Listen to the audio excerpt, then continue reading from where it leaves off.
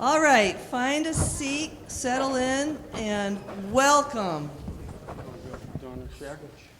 So I'm just going to start. We're respectful of your time. We're going to end at 9 o'clock, and we have a lot of ground to cover. And I just wanted to say it's wonderful to see you all here. I think that your participation in this forum bodes well for our center, and it's clear that we all care deeply about our center and want to spend time on its success. So welcome. My name is Pam Shadley, and I'm a resident of Lexington, have been for about 17 years. I'm one of two owners of Shadley Associates. We're a landscape architecture firm here in the center. We do parks, playgrounds, commercial sites, corporate headquarters, cultural visitation like Jack Daniels. Everybody loves the fact that's one of our clients. I'm a longtime member of the Center Committee and have served on the Executive Committee of the Chamber of Commerce for the last several years. So I have a lot of really wonderful things to say, so I've written them down. Forgive me if I read, but you're here primarily to hear our panelists. These people are extremely knowledgeable and well-versed in the topics about the center that they represent. So to begin our event, I'd like to recognize the Board of Selectmen. If anybody's here from the Board of Selectmen, could you please stand? And we wanted to say thank you for your time on serving our town and our center. And I think Darren is running for election, apparently. Wasn't paying attention. The second one, we also have lots of boards and committees. We have Planning Board, Disability Commission, the Center Committee, the Tree Committee, the Bikeway Committee. If any of you serve on any of those committees, could you please stand? We all want to see all of the volunteers that really care for our town. I just want to say thank you very much for your service. And then lastly, and here you go, Darren, the Board of Directors for the Chamber of Commerce. We've worked so hard to keep our chamber relevant, meaningful, forward-thinking, while promoting the business community in our town and in our region. So if you're a director on the Chamber of Commerce, please stand. Thank you very much. So I just wanted to take a minute to acknowledge all of the people who participate in and volunteer their time for our town to make it as successful as we can. Thank you. So as you might have guessed, the sponsor of this forum is the Chamber of Commerce. The Chamber's mission, and I quote, and it's very short, is to promote and develop a diverse local economy and overall prosperity within the Lexington, Massachusetts business community so as to support and enhance quality of life for the town and its people. As part of our guiding principles, the Chamber seeks to foster a better understanding of our business community and to provide a forum to address issues affecting it. So with this desire, back in June, when the Lexington Center Alliance was creating a lot of discussion about our center, the Chamber decided to host this forum and scheduled this night in this venue back in June with the goal of increasing understandings, generating discussion, and hopefully creating conclusions or action items for us all. So to set the stage for this discussion, I'd like to quote from the excellent article written by Jim Shaw in the Colonial Times last week. A greater discussion is needed to determine just what drives the kinds of changes that are concerning to its residents. Before change can occur, it's important to have a better understanding of what is driving the shift, and that is the purpose of tonight. So we want to develop our mutual understandings of the many issues affecting our center. We want to generate ideas for the center's success, and the format of this evening will be as follows. I'm going to introduce our panelists, who will then each speak for a few minutes about their experiences in Lexington Center from their point of view. I have then invited Anessa Manning of the Lexington Center Alliance to speak, as their enthusiasm is quite catching. We will then have a discussion for about an hour, and we'll wrap up with a brainstorming session where all ideas for changes to our center or for new programs will be generated and welcomed. I encourage all of you to keep your comments positive and constructive. While we all probably have many things to complain about, tonight is about asking questions, discussing issues, and generating positive ideas and feedback. So as you can see, our event tonight is being taped, and we wanted to offer our thanks to LexMedia. That's because many people in town expressed an interest in attending tonight, but were not able to do so. So the tape will be available, so be careful what you say. And we're going to then, after the brainstorming session, we're going to write down, type up the ideas that we hear tonight, and we'll put it on the Chamber's website so that they're not lost. So we want discussions tonight to carry forward into action items. Okay.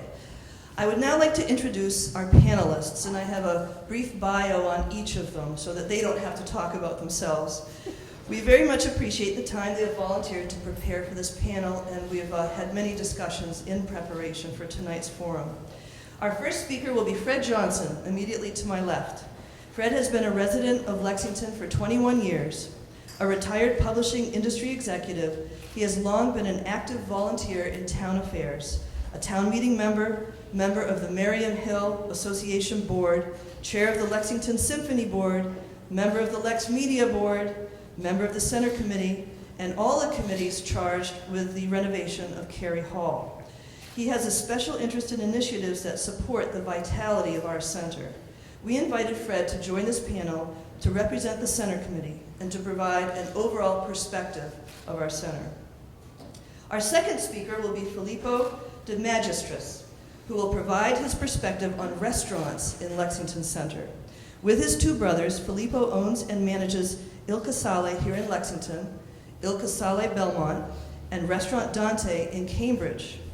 Originally from Belmont, Filippo moved to Lexington 3 years ago with his wife and his two children, ages 3 and 6.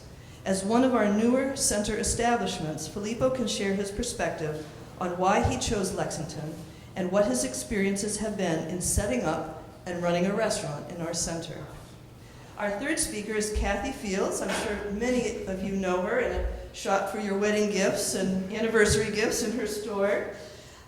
She has been a Lexington resident for 21 years.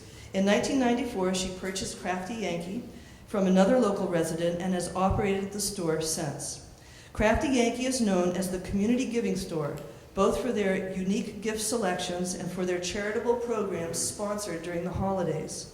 Kathy has been a town meeting member for the past 5 years and previously served on the Chamber of Commerce Board of Directors and on the Center Committee.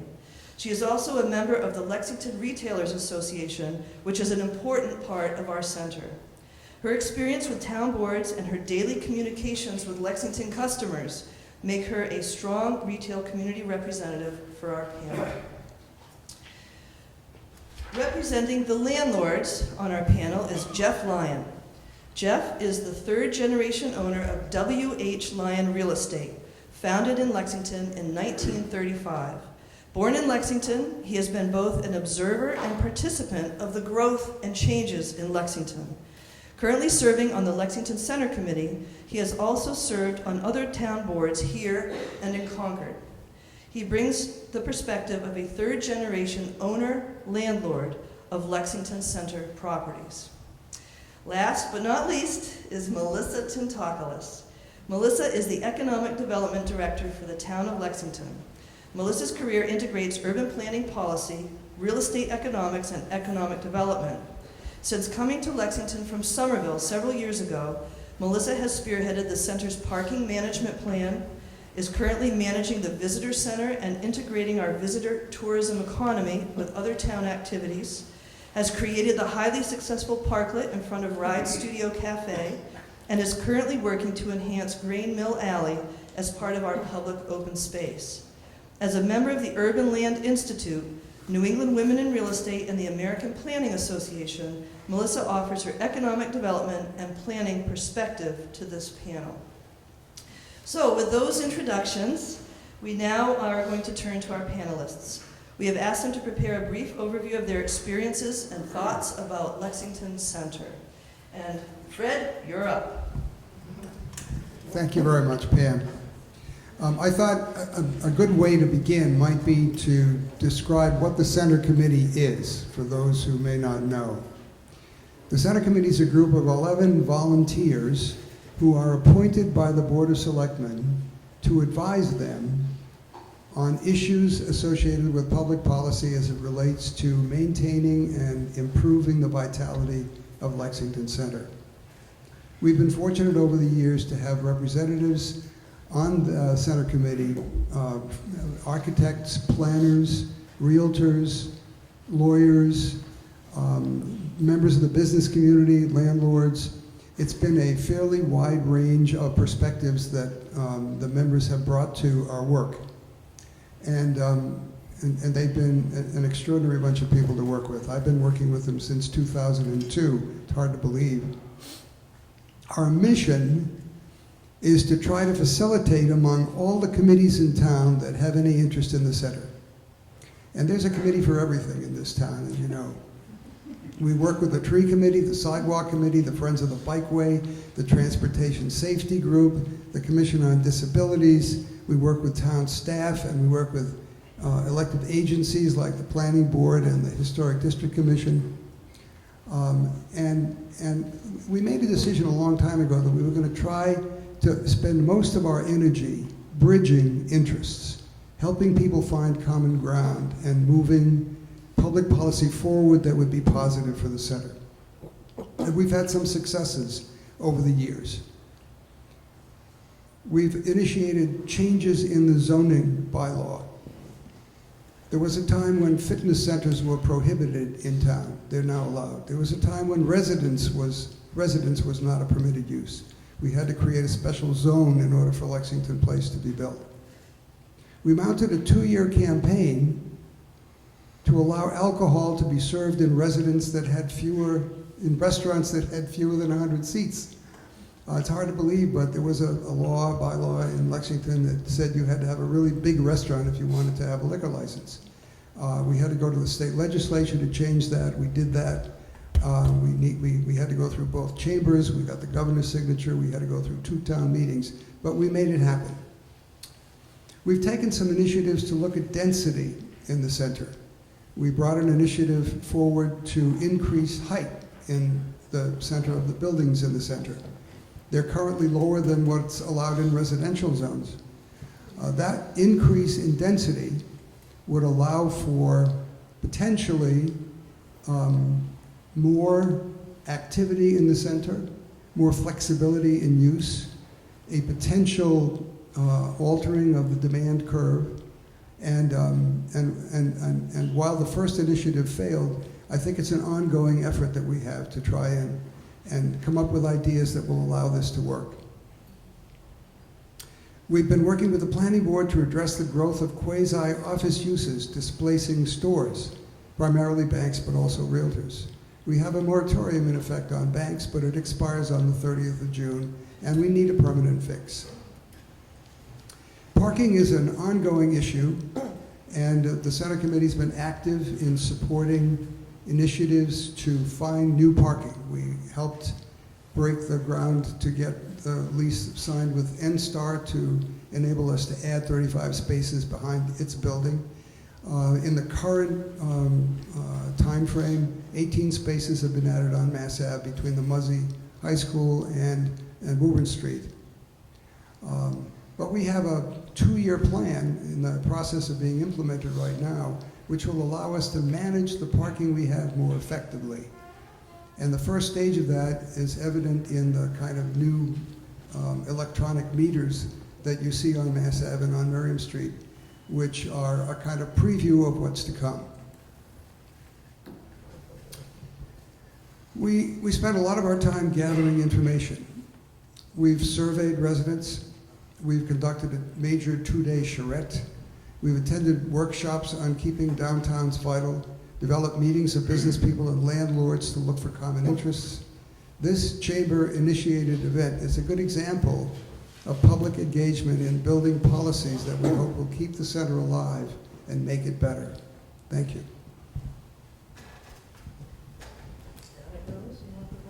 Should I use the mic? Yes. Oh, this one here works.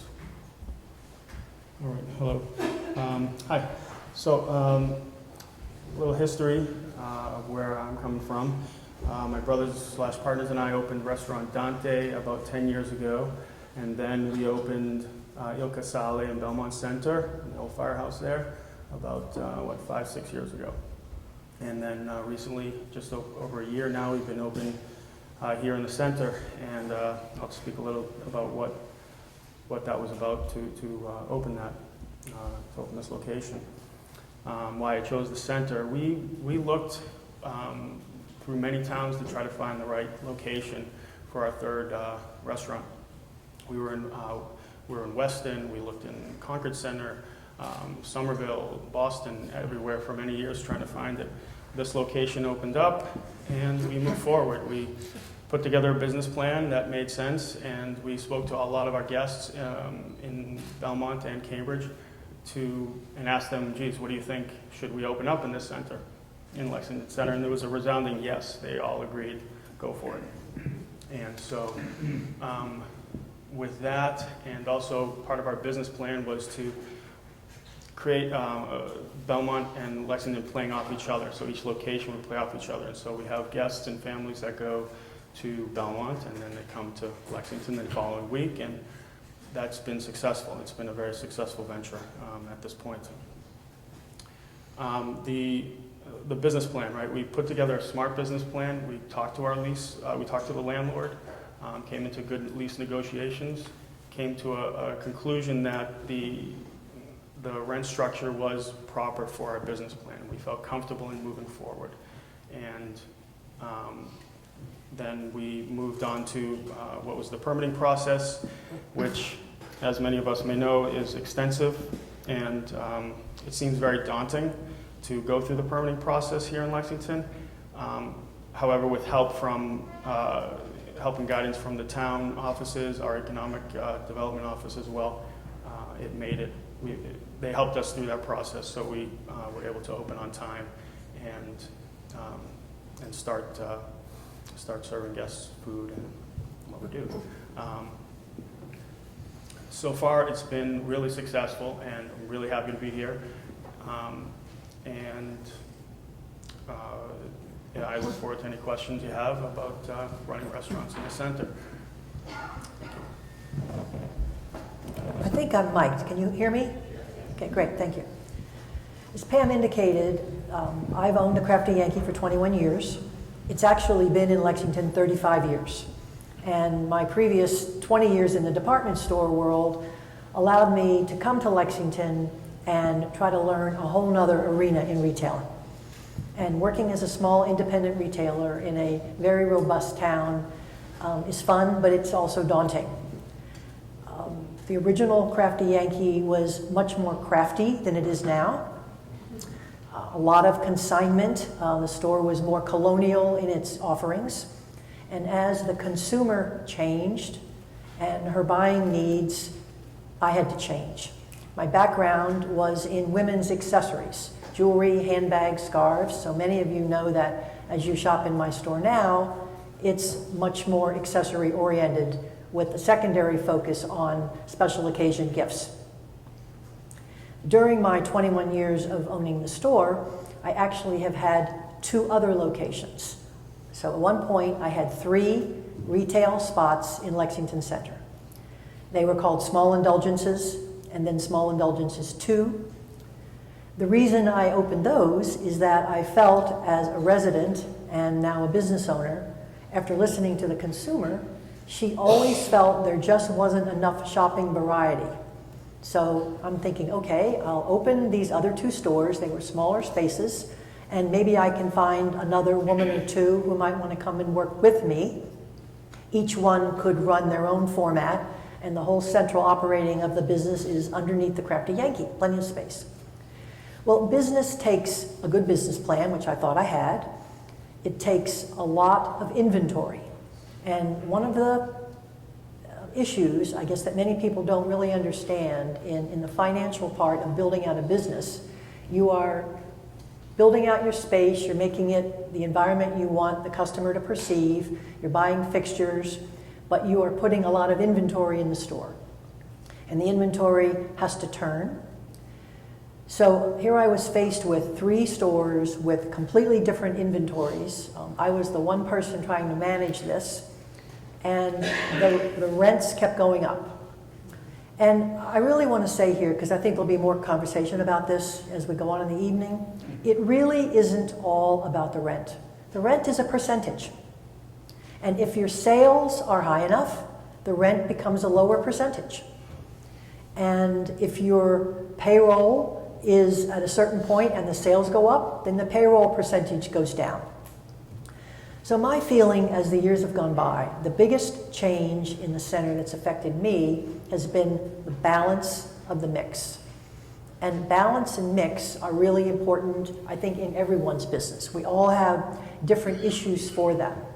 A restaurant needs to have enough people in the seats during the 2 or 3 times of day that they're serving people, and they need those seats to turn. The retailers need to have enough customers coming in the door for each one of the seasons at each time of day so that everyone doesn't come in all at once. I'm very lucky in my location is at the end of town where the buses stop. So not only do I have the local residents bus stop and my wonderful seats and welcoming environment in front of the store, but we welcome hundreds of tourists every week. So that was another, focus of mine to continue to readjust my inventory so that I had locally made products, I had merchandise that was fair traded, all kinds of price points. And so far, after 21 years, I'm still here.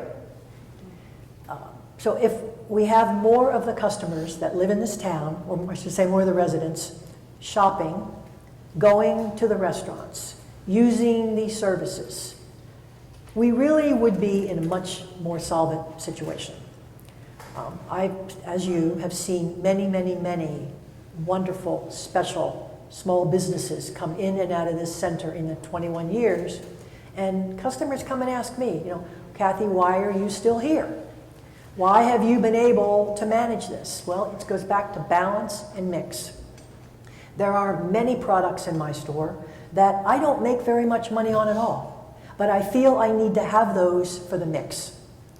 There are categories when one retailer leaves and there's a complete void in the town, I then try to capture that category and build on it where I can. But I certainly would prefer to have more retailers with more variety for all of your shopping. I believe as shoppers, we like cluster shopping. We like to go somewhere where we can go into 2 or 3 or 4 places and make a decision. I can't be the only general, wonderful gift, accessory, and jewelry store in the town. Because if that happens, I won't be here either. And you will have the opportunity to go eat and go to the movies, still buy shoes, I'm sure, and bank. Okay.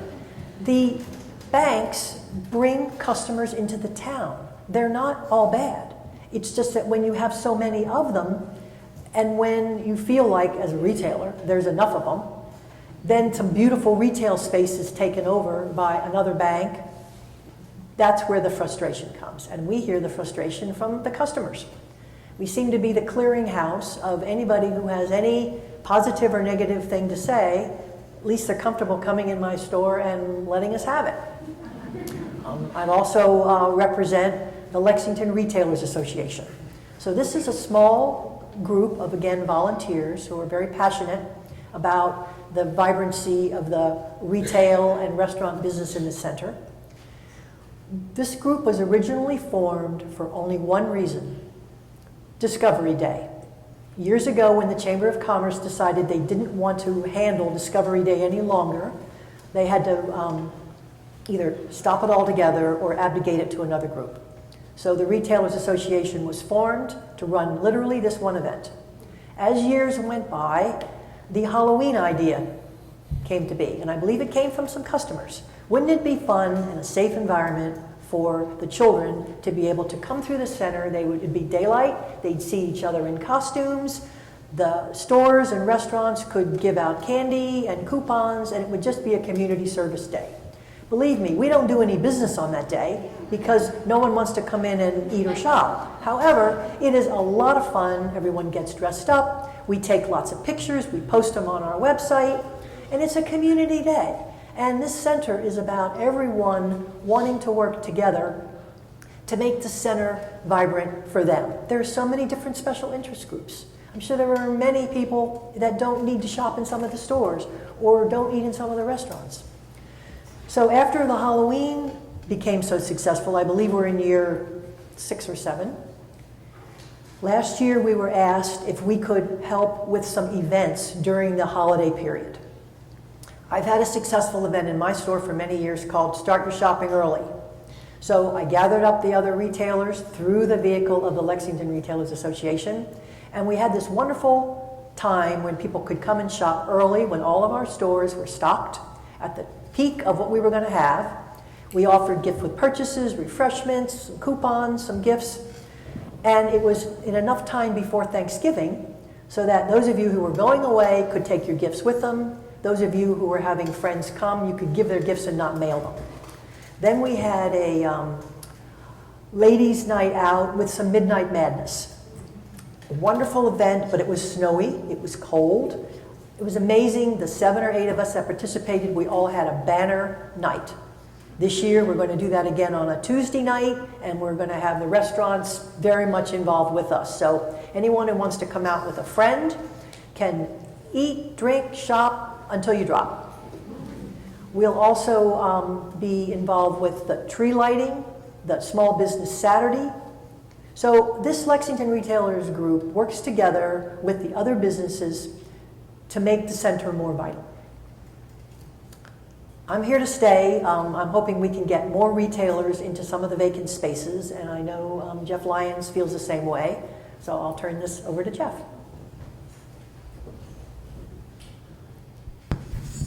I'd like more of you. Can we have a couple more Kathys? We'll have dinner later. Obviously, I'm asked to speak from the landlord point of view, and without sharing age, I go back to growing up in Lexington and thinking about some of the retail tenants that were here when we had men's clothing, women's clothing. It was a pretty broad range. Jumping to a more recent cycle when Hanscom Air Force Base was at its peak, lunch was a huge business, and we had Yangtze River and Peking Garden and a huge lunch business. When that disappeared, so went a lot of the restaurants, and then you were trying to fill those voids. It may be why there's banks. I haven't put 2 and 2 together, but what we're looking for as the landlord, and I think I speak for all of them, is stability. And it doesn't mean that you're going to take a bank because that's the good one. You'd like someone who can thrive in town, a Kathy that has the right level of energy, a good business plan. And those are some of the things as a landlord that's really hard to vet out. Someone that'll come to us with a really good idea. Is it going to be economically successful? How have you approached your financing? And I know Kathy and I have talked about this recently.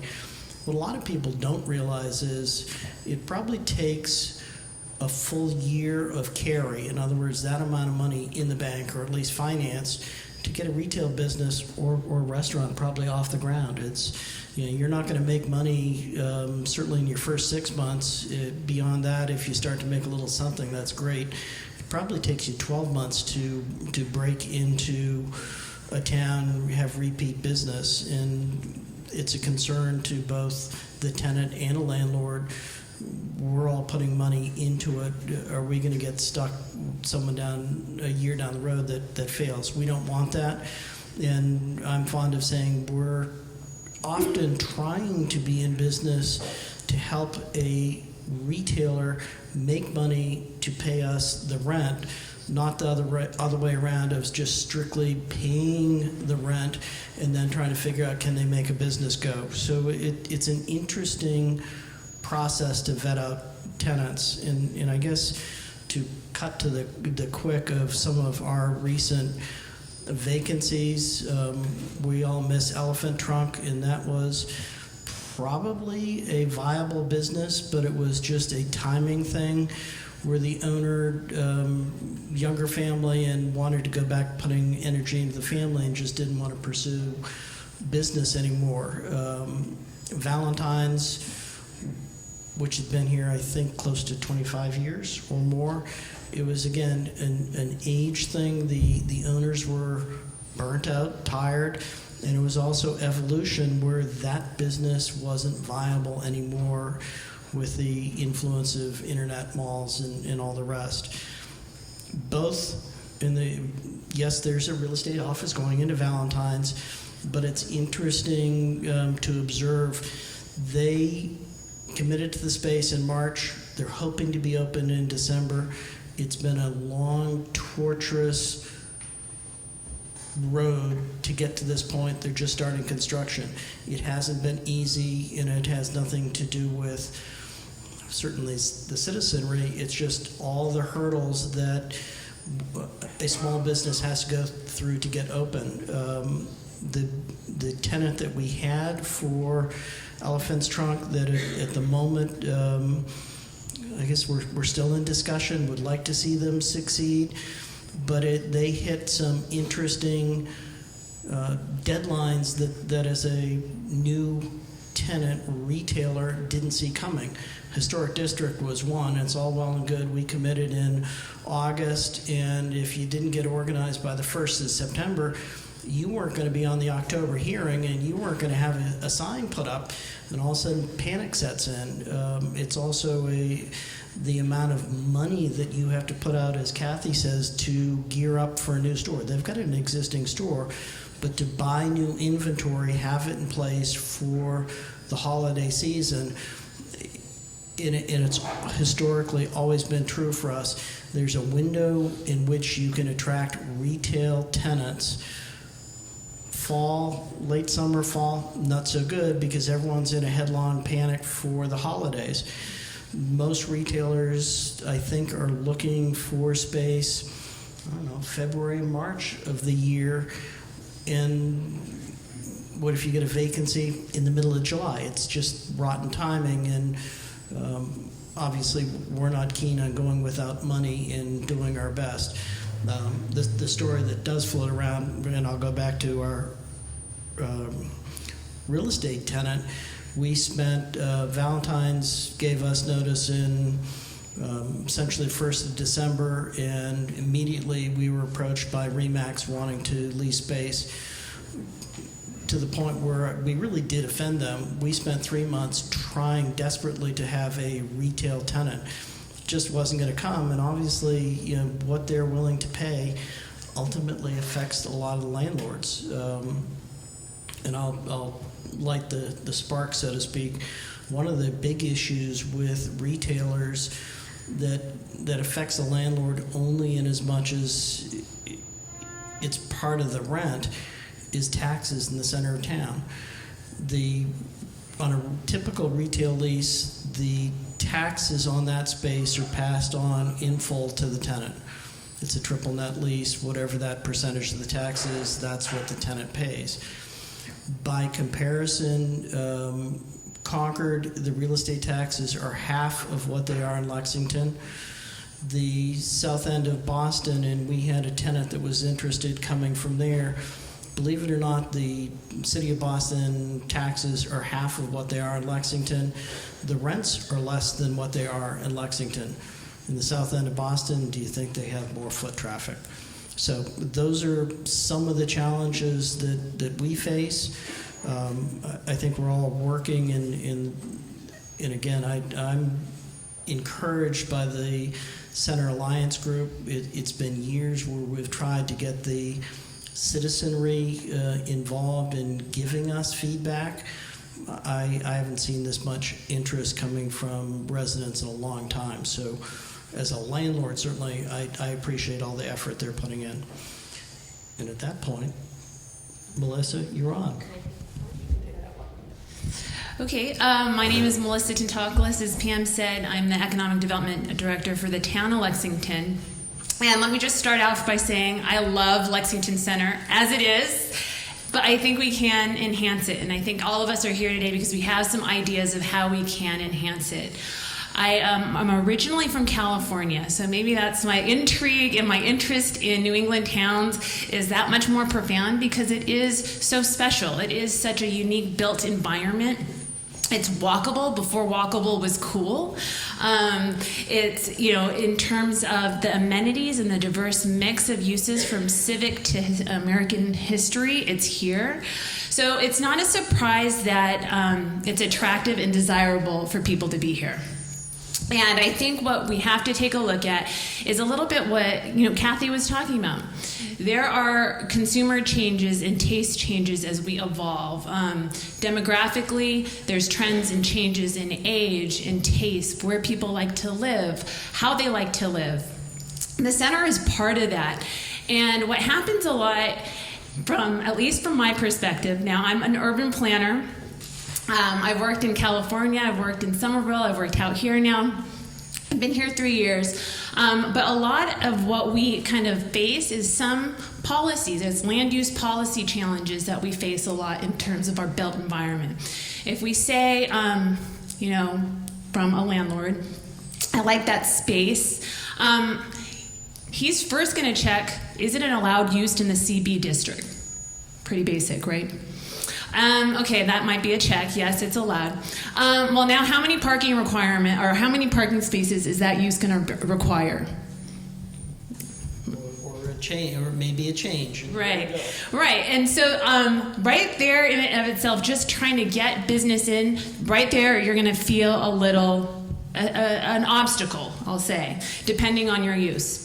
As an economic development coordinator or director here, I don't actually have any regulatory teeth. I don't permit anything. I can't really say, hey, oh my goodness, Filippo, I'm so excited you're here. Let me just wipe out all the parking and just make it a non-issue.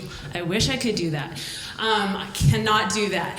So that's kind of where we have to kind of think about when we're talking about our land uses. From my position, I help nudge, I help coordinate, I try to identify patterns that keep coming up from our land use policies, from decisions we've made as a community over time that we have to sometimes go back and address. If for a time in the 80s we didn't want development, but now we're in a different spot and we see, well, maybe adding some height to the center, adding some commercial to the periphery, maybe that's okay now. We have to go back and revisit. So that's where I work with the planning department. It's where I work with the building, because we have to figure out what tweaks to policy we have to change, and that's part of my responsibility. I think, you know, from my perspective, I have a lot of ideas and I support a lot of the things that have come out of the center committee, because I think it's rooted in smart growth. It is rooted in some concepts about how to make an area successful. Smart growth is about understanding density to some degree, but why density alone?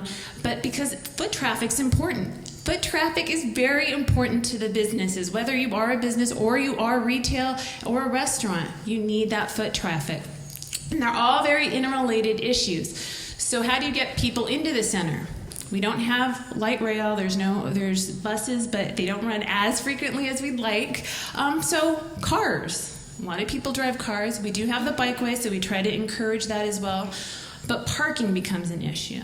So that's one of the big initiatives I've been working on, the center's been working on.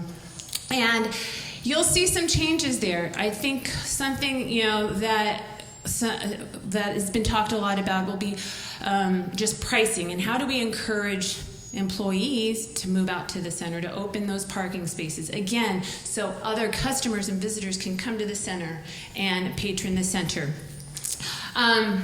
I can go on a lot of different issues and a lot of different initiatives I'm working on, but I think from my perspective, I want people to know that as my role as economic development director is not just to push an agenda that I believe in, that it's really to try to cultivate what the community sees, but that is changing. It's always changing. Life is kind of continually changing, as we know.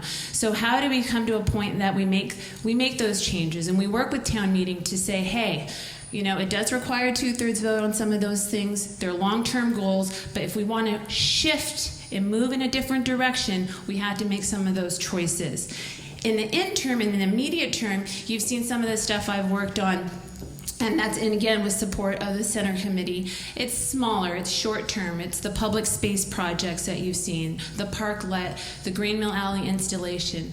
Those pieces are exciting because they bring some fresh interest. They're people spots. Again, people are looking for the social interaction. Kathy could probably speak to the fact that retail is obviously not the same as it was 5-10 years ago.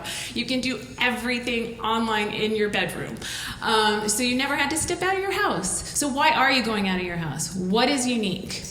Lexington Center is unique. How can we make it more special? And I think that's kind of the question for this evening. So thank you. Is this on? Yes? Thank you, everybody. That was really great. And I just wanted to follow up on one thing Melissa said, is that part of our solutions tonight need to be short-term, medium-term, long-term, so that we can keep it fresh, but we can tackle the big stuff while some new stuff comes forward. So we're going to spend the next hour taking questions, having discussion, and comments. And to begin, we would like to invite Anessa Manning, who represents the Lexington Center Alliance, to speak. Obviously, they've been mentioned several times here tonight. They were a big catalyst in getting this. So we thought we would offer the first microphone to Anessa to talk about her group and maybe ask the first question. Anessa? Thank you very much. Can everybody hear me? So my name's Anessa Manning. I'm a Lexington resident and a member of Lexington Center Alliance. I would definitely like to thank the Chamber and all the panelists for being here tonight to facilitate this discussion and continue it.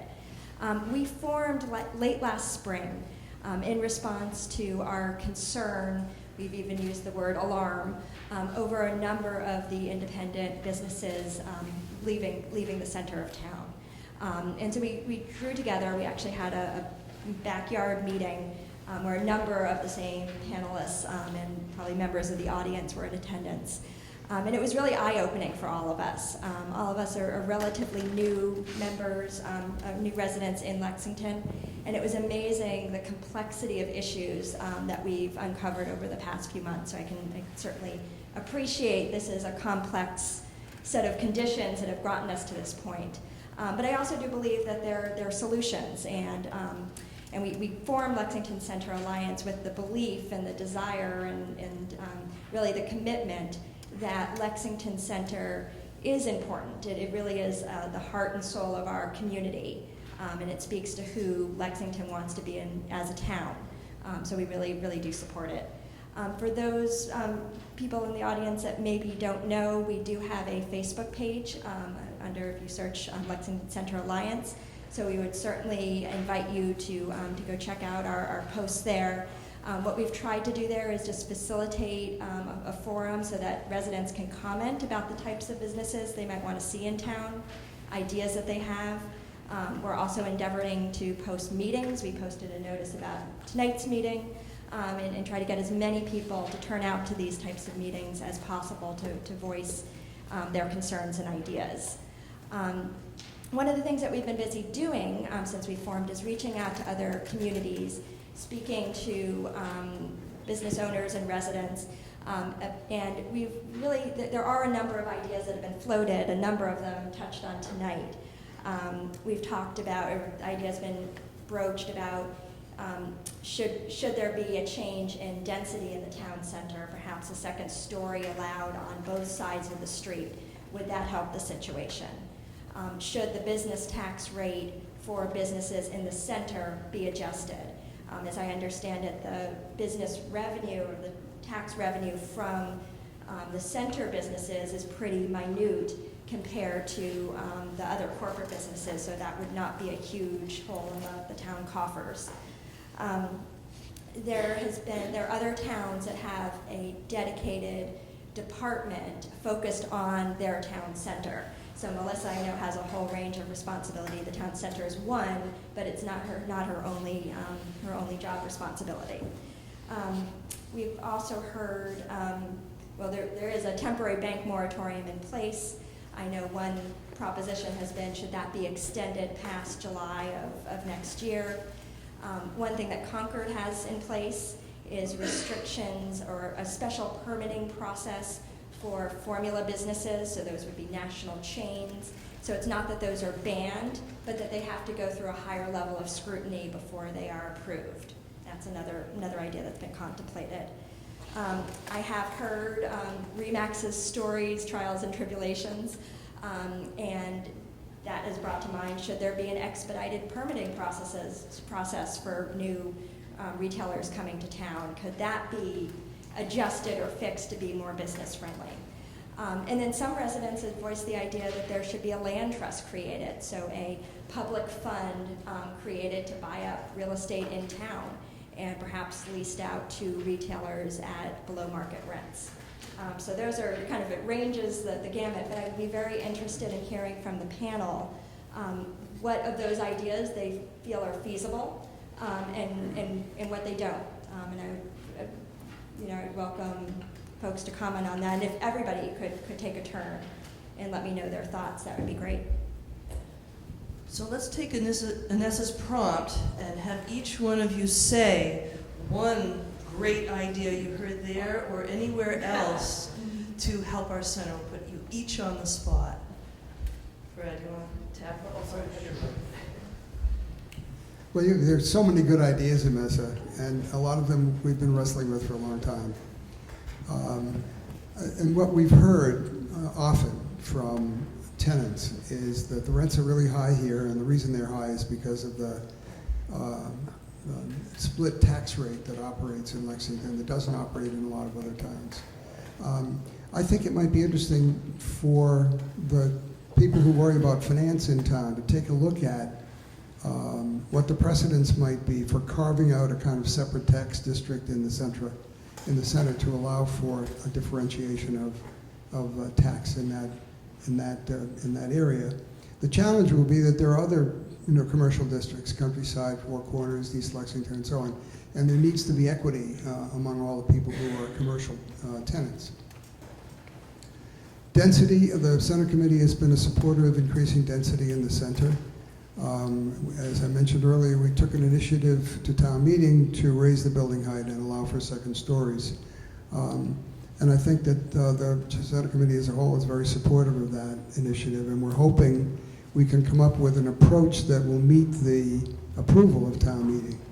I think in some measure the reason we failed last time was some confusion about what the visual impact might be in the kind of presentation that was done. So I think we have some opportunity there as well. One of my ideas, one of my ideas, that you mentioned is the expediting of the permitting process. It's to make that quicker for a small, independently owned business, no matter what it is, would make things more attractive to them to be here in the center. That process, like I said, seems very daunting. With the help of Melissa, it's feasible. You do it, you jump in, you do it. But if it could be simplified to some extent, I think that would attract the businesses.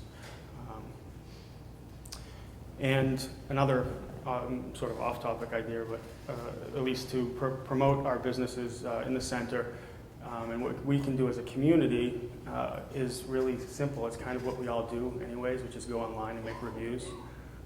To take an opportunity to take 10 minutes online, make a positive review about your shopping experience, and then the next step, I believe that would work well, is go to multiple review sites and make positive reviews about, buying at Catch a Falling Star, the great gift you got, or the service, or whatever it is.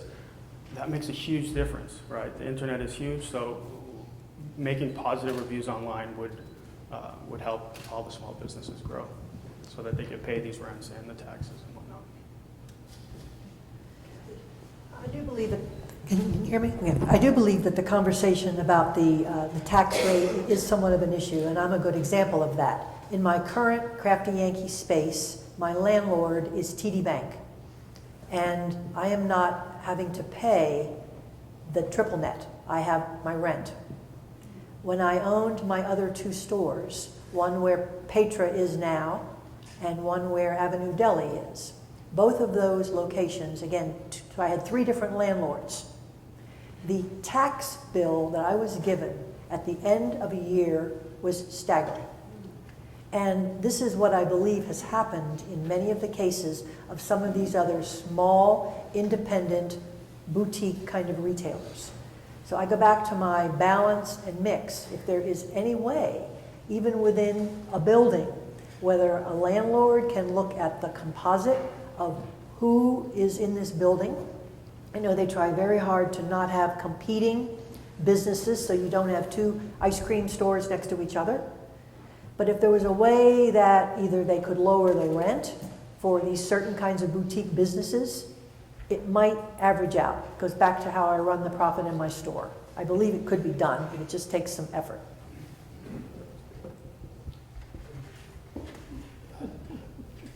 Hit me over the head with that. Is this one? I'd agree with Kathy in as much as, you know, Thank you. Mic's off. Sorry, it's not going to go on the camera. Turn the mute off. You know, in regard to real estate tax, as a landlord, we're not looking for reduction for the retailers because we pass it directly on to the retail tenant. So if it gets reduced, you know, what I would hope to see is it gets somehow passed on directly to the tenant. I'm not looking for a break in the tax. And it's going to be a little tricky because second floor or office tenants, and we manage a number of buildings on Muzzy Street, Waltham Street, and elsewhere that are strict office. And it's a gross rent. It's all built in, and they pay escalations. They don't pay the what I call full freight taxes. The retail tenants do. It's a tradition that's throughout New England, throughout the country. So the goal here is to try and pass that some discount break on to a retail tenant.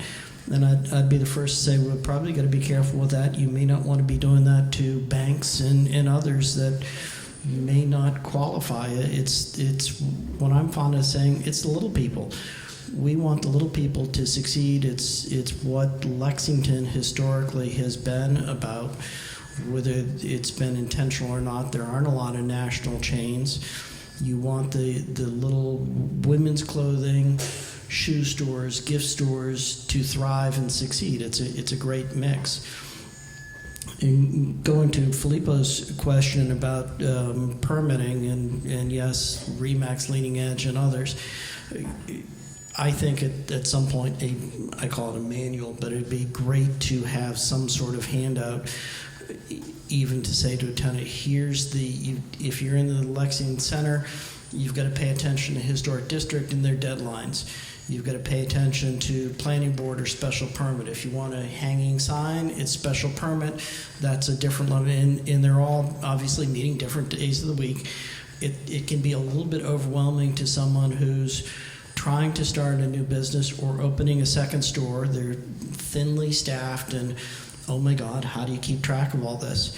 I'd be thrilled to be part of I call it a mentoring group, and I know we've talked about it over the years, whether it's someone like Kathy, ideally a landlord, maybe an attorney that's done permitting in town, certainly Melissa or whomever it may be from the town. But it'd be great, call it an ombudsman. It'd be great for any retailer or anyone coming to town, for that matter. You know, if you want to put residents on the second floor, who do you turn to? How do you do that? What are the different steps? I think that would be as much streamlining the process as not.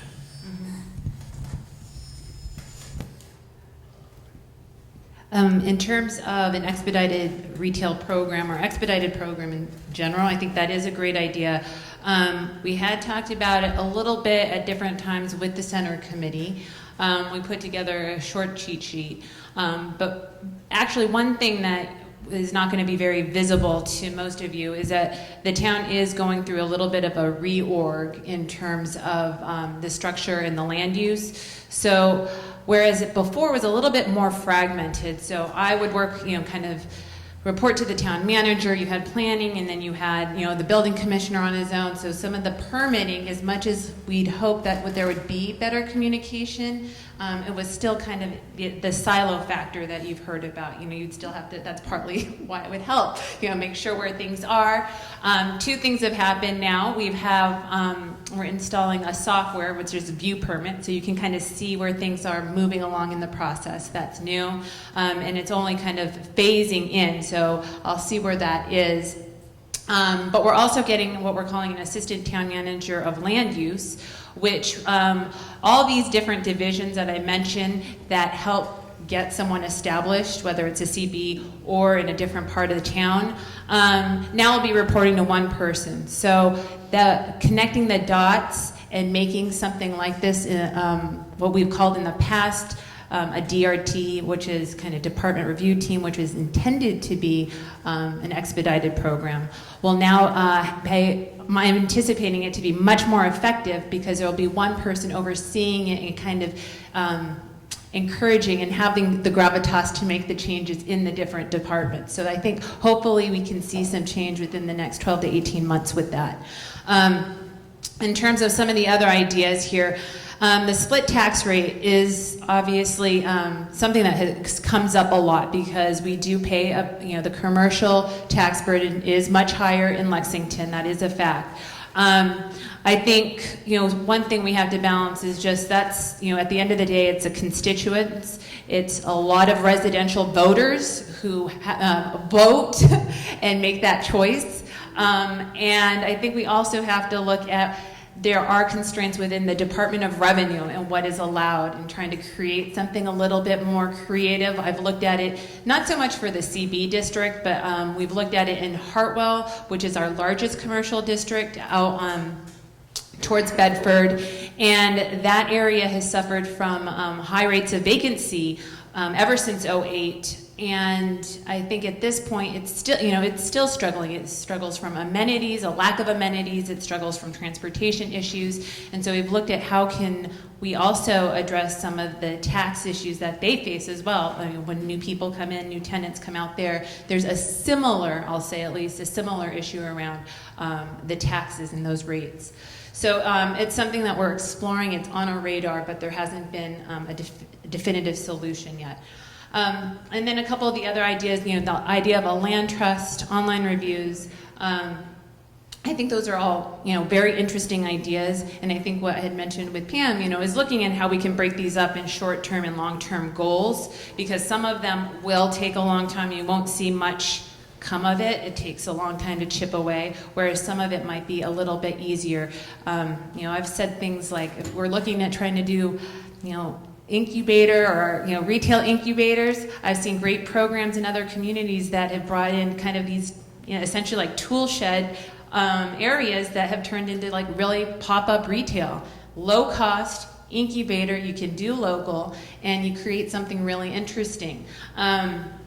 But we also have to kind of be open to something like that too. Does it work? I don't know. Can we try to figure it out? Those are some ideas, but that would be something on the short term while we're working on some of these long-term projects. So I think that was very helpful. That was a lot of new information for me, hopefully for you too. At this time, we'd like to invite questions or comments from the audience. So the purpose of this, ask for a clarification question, pose a thought to one of our panelists, make a suggestion for what our center might do. This is now your time. So first hand up, this right here. Lisa. Hi. A question for Filippo particularly. We've been to your Il Casale in Belmont a lot, and we consider Belmont Center a real model for how a great downtown could be. I go there because there's a bakery there called Quebrada. We don't have anything like that here. I go there because they have a wine shop and they have a craft beer shop. I'm curious about your perceptions of the difference between Belmont and Lexington as a community and what makes Belmont Center succeed with these really interesting, different, needed amenities that Lexington has not seemed to be able to support. Have you got a mic, Filippo, or do I have it?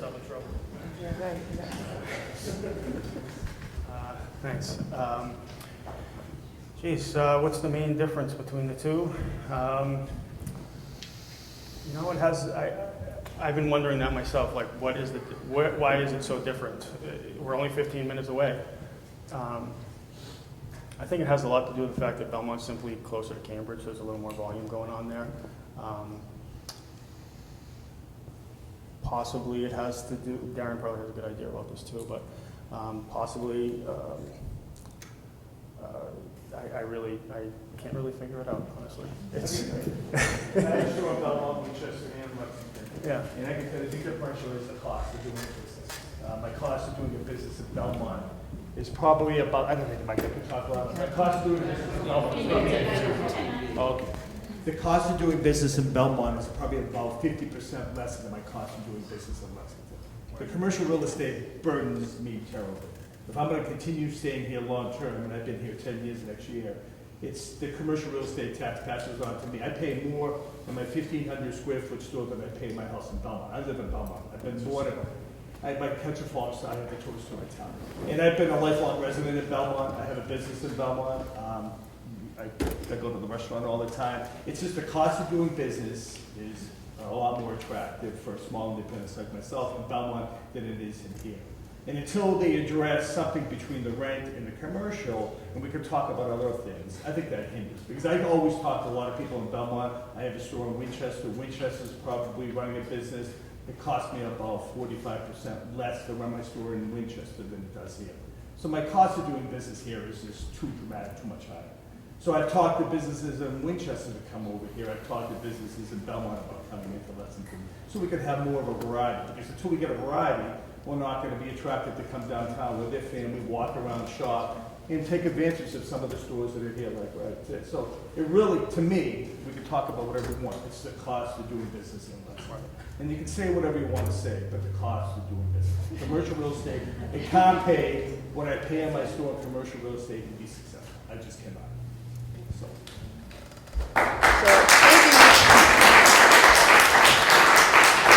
I just have to say, it's really wonderful for a business owner to have a perspective from different towns because it allows us a comparison and we can all learn from that.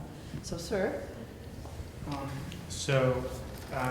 guess this is more of a comment that, so I heard two of the panelists talk about the morass that you have to navigate just to open a new business. And so I think that, and I've been hearing about that for almost 20 years, and especially about the historic, having a business in the historic district. And I think that one of the things that needs to be done here is, or having an online system that gives you a view into the difficult process is a little bit helpful. And I also heard people say that that the town was willing to help them navigate the difficult process.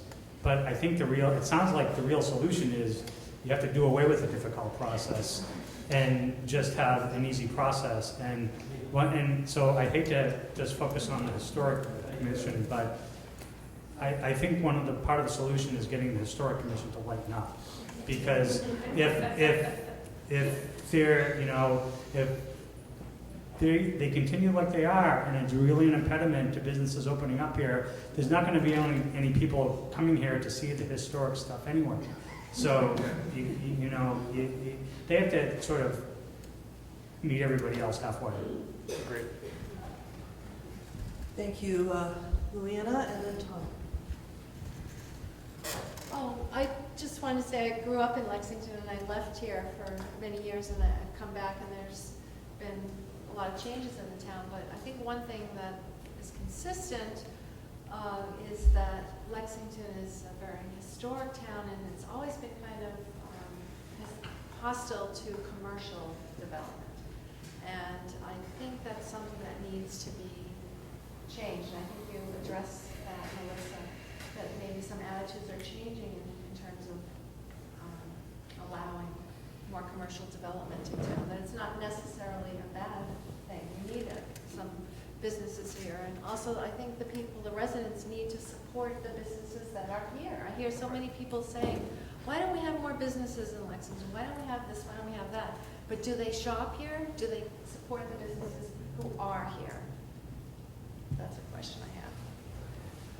So I think that was a plug for what we're all hearing: shop local, eat local, play local. My name's Tom Fenham. I'm the Chamber Board. I just want to counter some of the discussion about the difficulty in working with the town. There are two attorneys here, that Mr. Levin and myself, that go before boards to get permits, to do things. It's not a complicated process.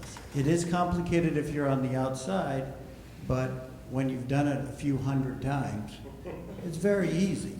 It's very simple. You just fill out certain forms and know what you're doing. It's not that hard.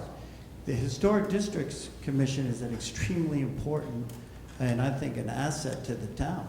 I disagree, strongly disagree. I don't believe they're an impediment to retail or commercial development here in our center.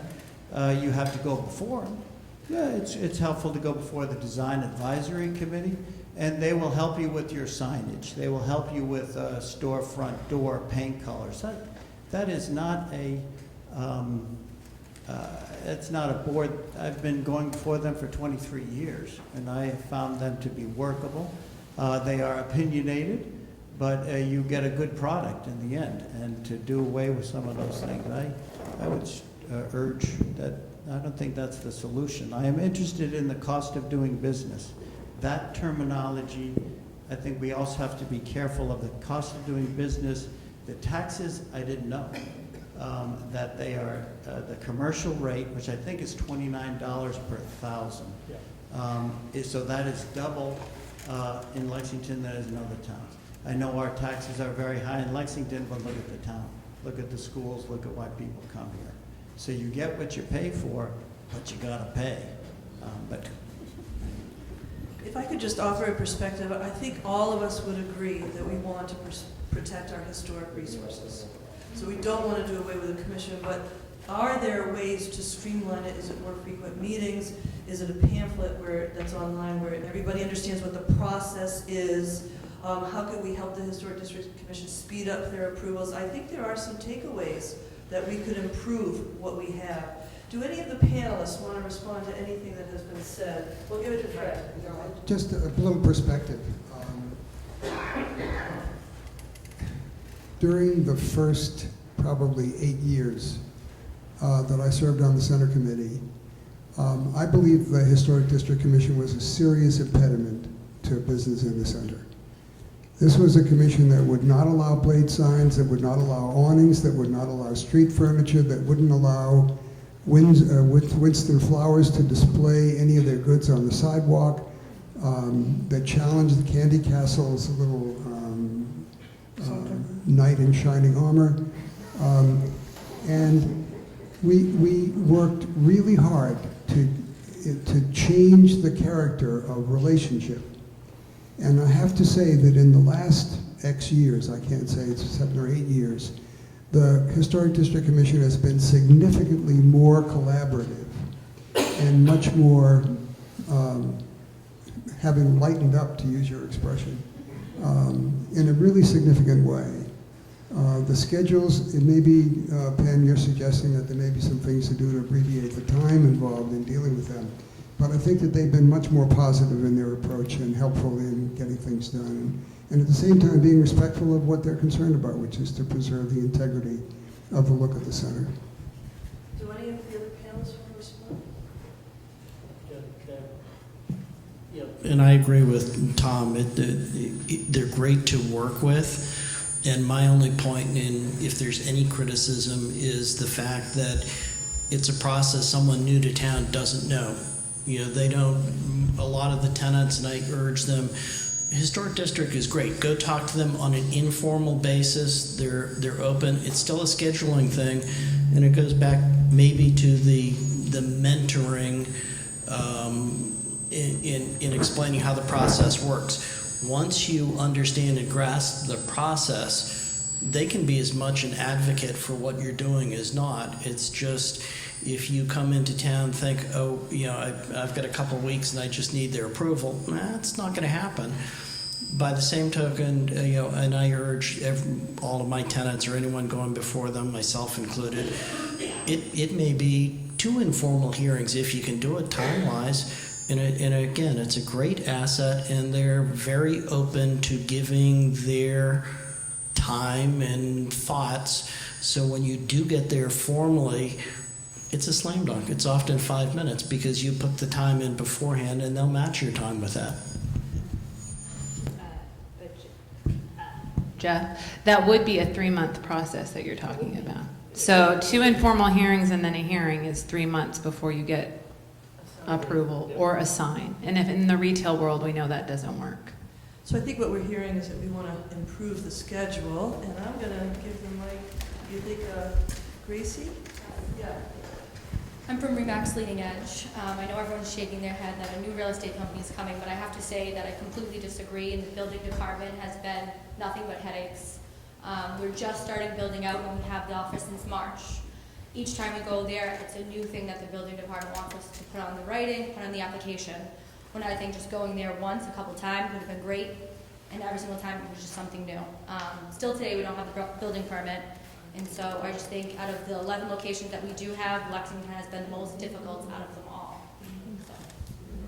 Thank you for your comment. And maybe I'm going to ask you to,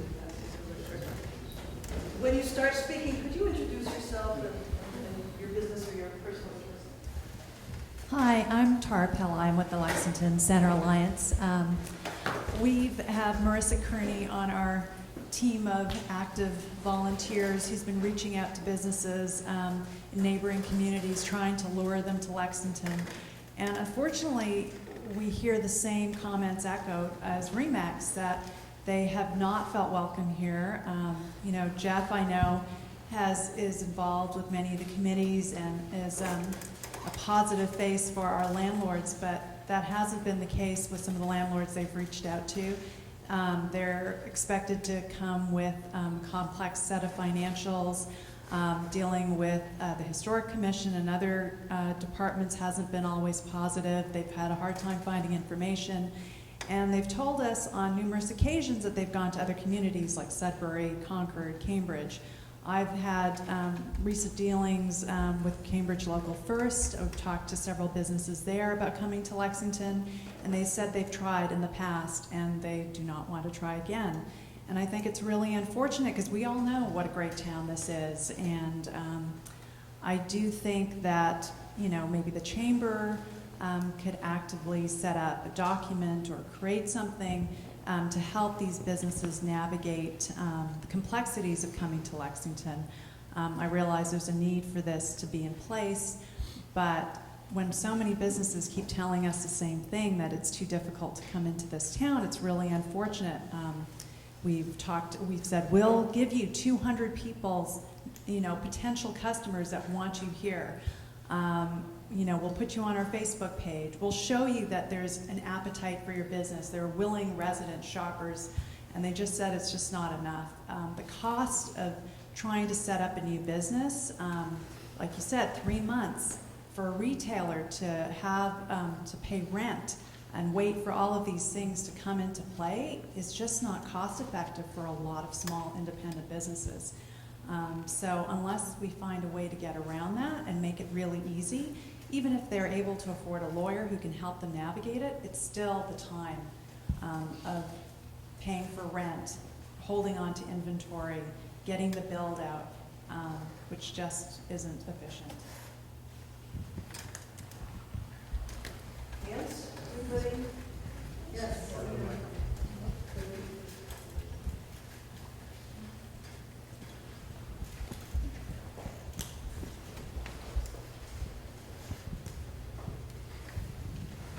Hello, my name's Suzanne Donelin, and I'm speaking as a 25-year resident of Lexington, happily having raised my children here. One of the things that I'm concerned about, and it's way outside the box we seem to be in right now, is how much is being done to involve the youth of the town in businesses.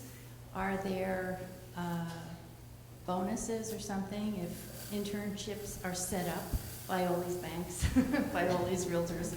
I think there'd be great interest there. I think it would also, create a sense of, this is my town, this is where I live, this is where I want to be when I'm a grown-up.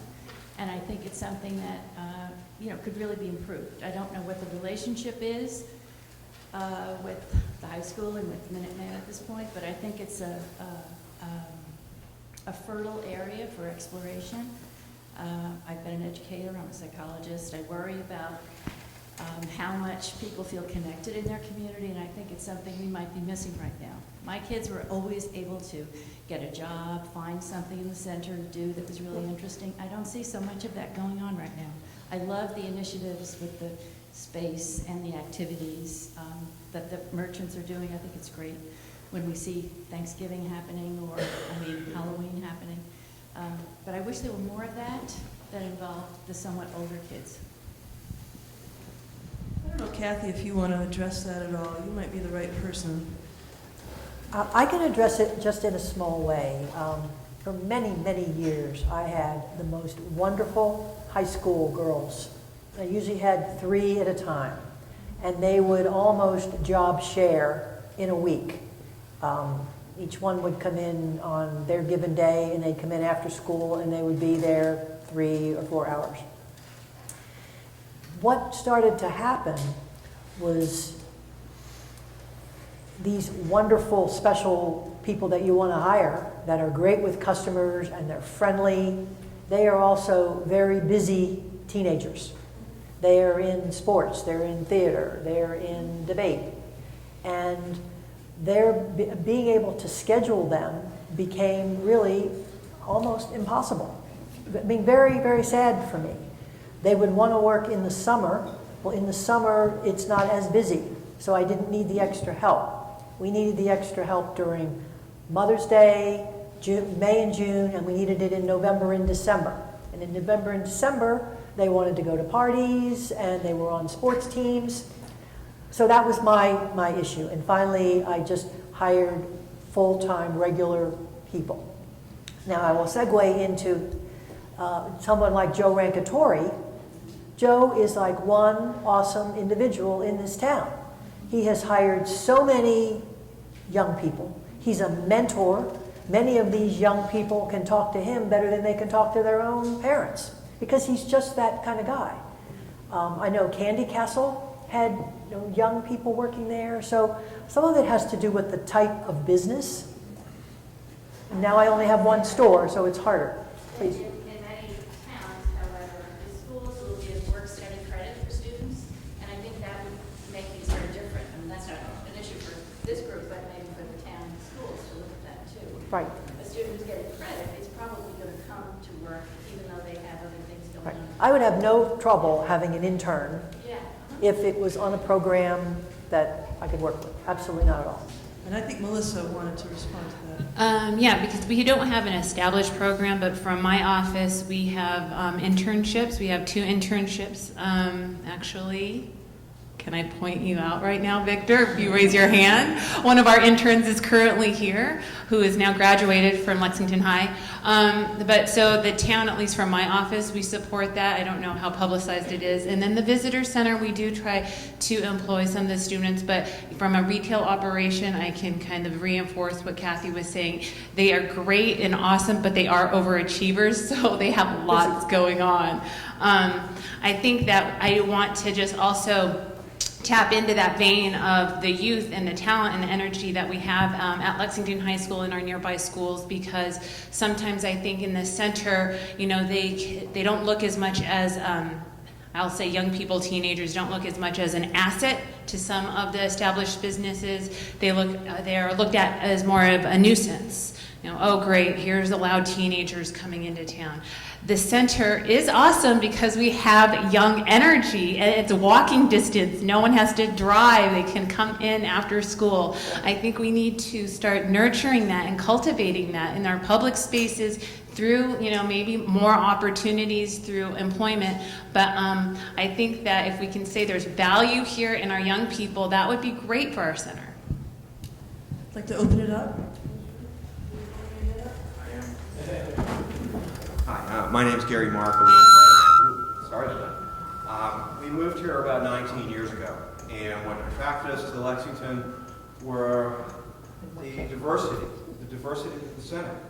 I remember Steve's Ice Cream.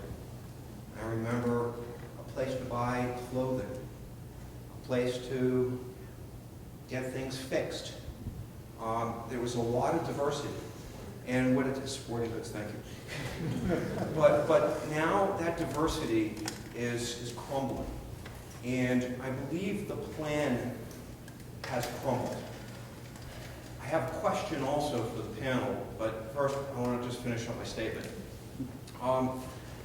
Some towns have had these problems and have created economic enterprise zones. An economic enterprise zone will reduce the taxes for businesses, fledgling businesses that want to come in, that provide the diversity, fill the empty spaces, and give them a chance, a leg up, to start and be successful. We need something like that here. But my biggest question is on the cost. Great Harvest Bread is now moving next door to where I have my office down at the other end of town. They bought a building, and they're leaving the center. Candy Castle, I don't know what their situation is, but they're closing. You see more businesses that are diverse and local closing than opening. That's sad. My biggest question, though, is the taxes versus the rent. There's an equation there that doesn't quite make sense. I hear the taxes are twice as high here as they are anywhere else. Belmont, Wellesley, Needham, Concord. Great cities, great towns rather, to go in and walk around and shop and have lunch or visit. I come to Lexington Center, I go to the CVS, I leave because there's nothing else for me to do here. I go to Ride Cafe for coffee, thank God they're here, but there's nothing holding me here. What is it that's causing the new businesses to say, I just can't make it work here? And the question is on the rent versus the tax. We can do something about the taxes. I think there's some selectmen in the audience. Maybe they can have a discussion about this as well. But ultimately, I want to know about the rent and that part of the equation. Is the rent higher here as well? And why? Why does it have to be higher here than in those other towns where we can all go and enjoy ourselves? I go to Waltham an awful lot. I go to Arlington an awful lot. And Belmont, Ocasali, great restaurant. But what is it that we can do to create that economic enterprise zone here? So if I may, I think there's two questions here. Can someone, either a panelist or someone in the audience, succinctly explain to all of us the tax rate here in Lexington Center? And then we may ask a landlord to explain how that applies to the rents. Is that fair enough? So I'm looking for a tax rate, Howard, somebody who can explain our tax rate here in Lexington Center.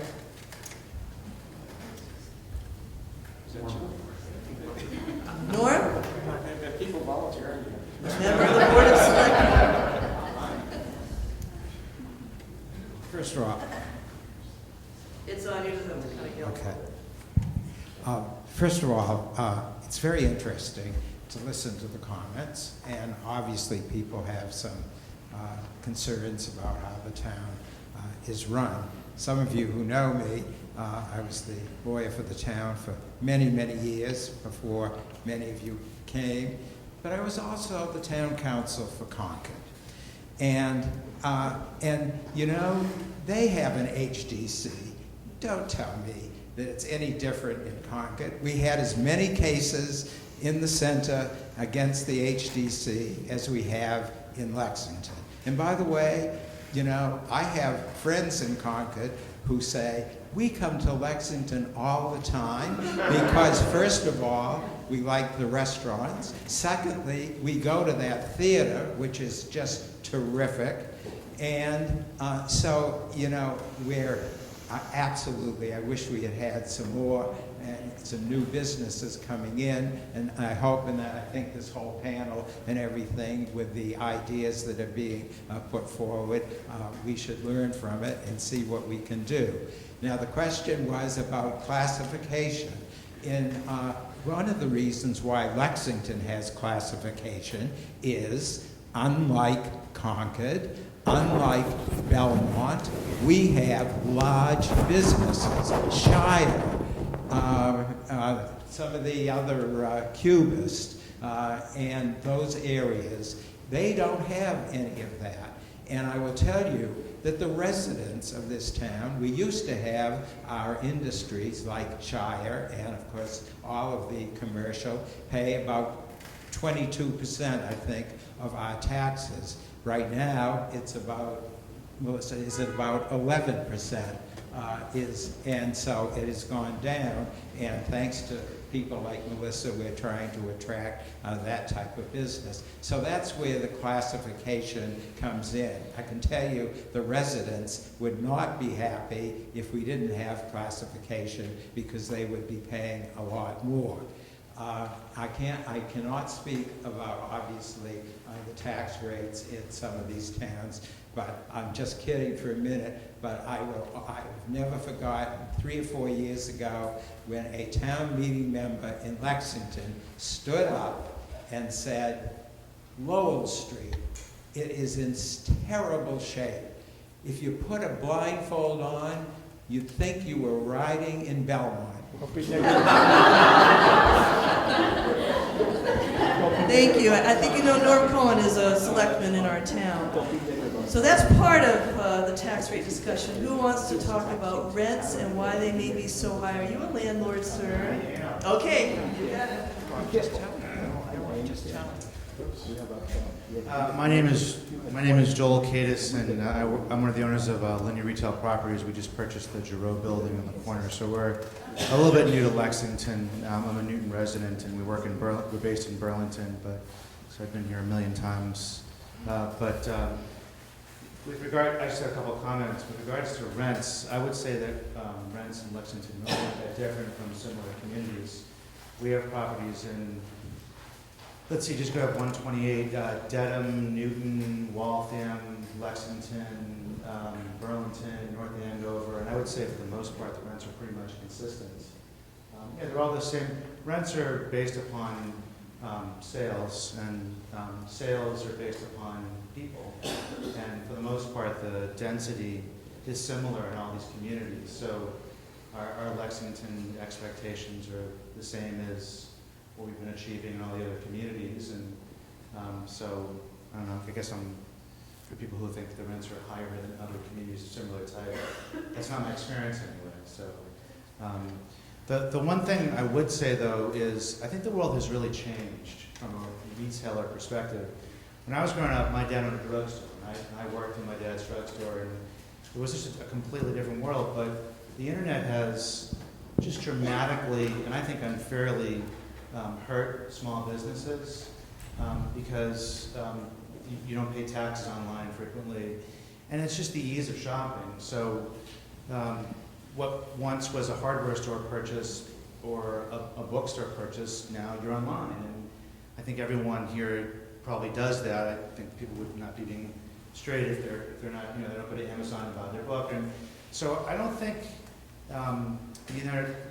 our industry, the International Council of Shopping Centers, is actually fighting very hard to make sure that all internet sales are taxed, because it's just not fair to the local merchants where it's a 5 or 10% surcharge against online retailing. I just think it's the same thing as like food trucks. I fought very hard in Newton to fight against food trucks because it's just not fair to have a restaurant and then have someone park in front of your store and have a food truck. It's just not. It's not a level playing field. They're not paying taxes or rent, and so I think those are the kinds of things that landlords can do. But the last point I want to make is, from an internet perspective, I think it's wrong to be upset about the effect of the internet because that's the reality that we have today. And I think to be angry at it is to not acknowledge reality. But instead, I think you can embrace other types of retailing that is now blossoming. So for instance, food is the new anchor for downtowns, and I was very encouraged to hear about the change in the beer and wine. Wellesley, I was advising Wellesley to do exactly that when they had vacancies, and they did that, and because it used to be 100 seats, and now I think it's down to 50. So food is outdoor seating. Vibrancy is the key, but in addition to food, there's all sorts of wonderful service retailing that has come about. There's now upscale personal fitness, or we put Clover, a food truck in Cambridge, who converted to a bricks and mortar, and then we put a Pure Bar, which is an upscale female workout facility next door, and Clover's breakfast business has exploded because all the women who come into Pure Bar in the morning now go to Clover to have a breakfast business they never thought they'd have. So I guess the point that I'm trying to make is that if landlords can work with retailers to embrace what is realistically possible, with the game having to be vibrancy. And I think that there's a possibility to win. And my last comment is parking, parking, parking. I really can't emphasize enough how it's all about, I totally agree with Melissa, maybe there's ways to get off-site employee parking. I've talked to restaurateurs who won't come to Lexington because they're afraid of the parking. It's the only way to get here. So the more parking you can buy, the more you can get rid of the employee parking, but have a place for them. Don't just ignore them. I think that would be a material benefit to the community. So I would look forward to working. We don't really sell our real estate. We're here for multiple generations. So I would look forward to working with a lot of the competent people here to discuss how we can make downtown Lexington as vibrant as possible. I just want to say thank you so much for coming. I think there's probably a lot of us here in this room that are very glad that you've come and joined our community. The new building is an important part of our downtown. Thank you. So we have 10 minutes for Q&A still with the audience. Hi, JJ Lenhart, Lexington resident, and I'm not sure who's responsible for all these things, which is part of being new to Lexington, but I want to compliment you guys on the parklet and on the Grain Mill Alley activation. I mean, I think sales drives rents, sales drives, foot traffic drives sales, foot traffic drives vibrancy. So anything you guys can do to bring people here, to make it exciting, to make it a place to want to stay, it will kind of have this wonderful virtuous cycle. So I just commend everyone who's focused on that. And I think some other positive suggestions to try to be helpful is we have this wonderful resource, the bike lane. I know they do traffic studies on that. It's tremendous. I think they will a ton of people park their bikes and get ice cream. Anything you can do to help facilitate bike parking, signs, restaurants this way or bike trail this way, done tastefully, so that it fits with the historic character. That could be helpful. And then, I want to really just sort of turn around and say there's a lot of positives to Lexington. I just want to reiterate that. The history, the restaurants, El Casale is wonderful. All the restaurants, we are rooting for you. And we shouldn't lose sight of that. I mean, and we should do everything we can to create that vibrancy that will feed on itself and help these businesses succeed. Thank you. Pam, could I respond to that? Oh, of course, sorry. Really? Fred, I'm going to ask you to respond to it. Only because I wanted to respond to the gentleman. There is the public space project, and the Grain Mill Alley steering committee chair is here. So the installation and the permanent project that's to come will go to town meeting. And so I don't know if you want to just speak to that. Yeah, I have to credit Melissa for the initiative to bring a youthful sense of energy to this town, which has long been lacking. It's filled with people who are more my vintage. The parklet that she got outside Ride Studio Cafe, there was a lot of controversy about that. We had to give up 2 parking spaces. Talk about parking. Parking is, sacrosanct in this town. With Grain Mill Alley, and we've got a terrific team of people working on Grain Mill Alley, representing, a wide variety of interest groups in town, including the HTC. And it's a kind of curious mix of private land and public land, and we need to get the collaboration of the Bank of America and of the individual owners of the condominium association where Hammond Real Estate is a tenant to work with us to allow us to do public space on their private land. The Senate Committee for a very long time has looked at that piece of ground between the Bikeway and the Big Depot and Edison parking lots and Mass Ave as a kind of primary gateway to the energy in the center. And we wanted to improve it, to light it at night, to build a sidewalk, to separate vehicles and pedestrians, to have the transportation node at the Bikeway that gives mapping that helps people understand what's in the center and what the Bikeway is and what across Lexington is. Retail is not an insignificant driver, but it's only one of the reasons people come to Lexington Center. We've become a restaurant destination. We're an entertainment destination. Peter Tsai's venue is a very healthy business. He spent a lot of money improving that. Peter Lally is bringing 30-plus entertainment programs to Cary Hall this winter. The Lexington Symphony does 6 concerts at Cary Hall. All of that brings foot traffic to the town, and it's foot traffic for all of the businesses that locate here. The Retail Merchants Association has been fantastic in coming up with events that generate interest by families and keep them coming. But I also want to make a plug for one other thing, and that is there are maps on the right-hand side of this building as I'm facing out, looking at Massachusetts Avenue streetscape. There aren't too many towns that have the burden, and it's a real challenge for us, of having a 6-lane highway separating the north and south parts of our business district. It's dangerous for pedestrians. It has been for a really long time. There's serious accidents here all the time.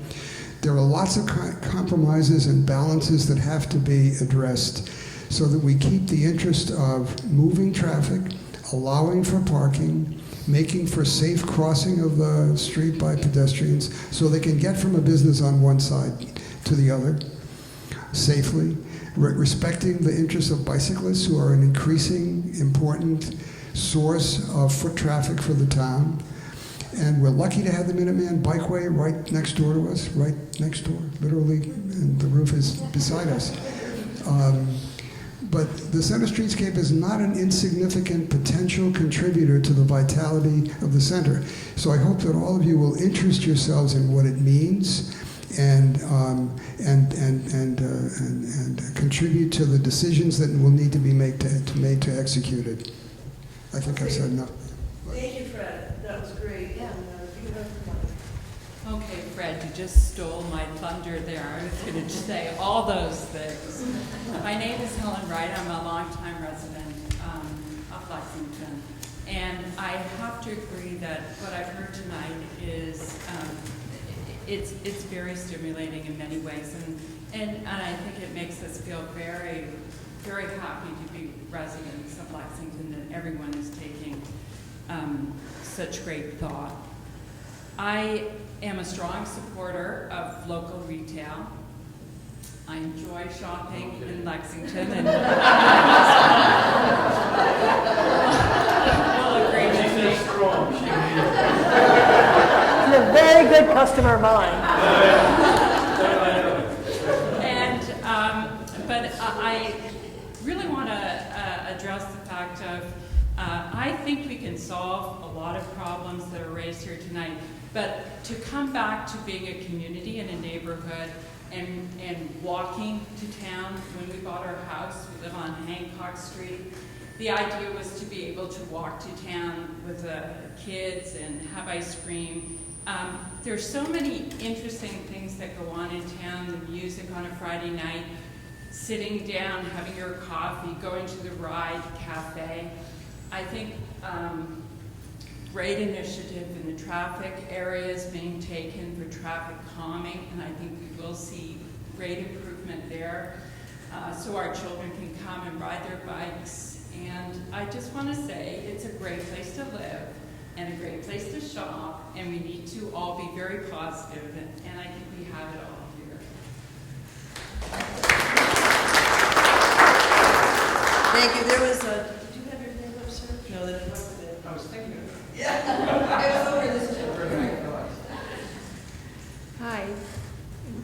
name is Lisa Glenn, and I'm a member of the Lexington Center Alliance. And one of the issues, as was already mentioned, that activated the Lexington Center Alliance was the bank moratorium and the concern about the banks moving in and real estate offices as well, and the use of the space in the center. And so I don't want to lose sight of the fact that it's been mentioned the bank moratorium is only temporary and expires, I believe, at the end of June. And so I would like to ask the panelists, what can residents do, in your opinion, to, assuming that there is support of, and it sounds like there's strong support of, endorsing a vibrant, diverse mix of retail and banks. I don't necessarily think the banks are, the residents are anti-bank. It's just the need for the diversity of the retail space. What can residents do to help push that process along, knowing that there's a lot that needs to be done in a very short amount of time? Is there anything that would be particularly helpful as far as input, feedback? What would be most helpful to the process given the relatively short time period we have to make change? So I know that I've heard Fred give a very succinct description of how the center committee might propose adjusting the zoning in the center to address the banks. Are you willing, Fred? Sure. Is it okay if I stand up? I just feel more comfortable being able to see people. The Center Committee has been wrestling with the issue of banks for a very long time.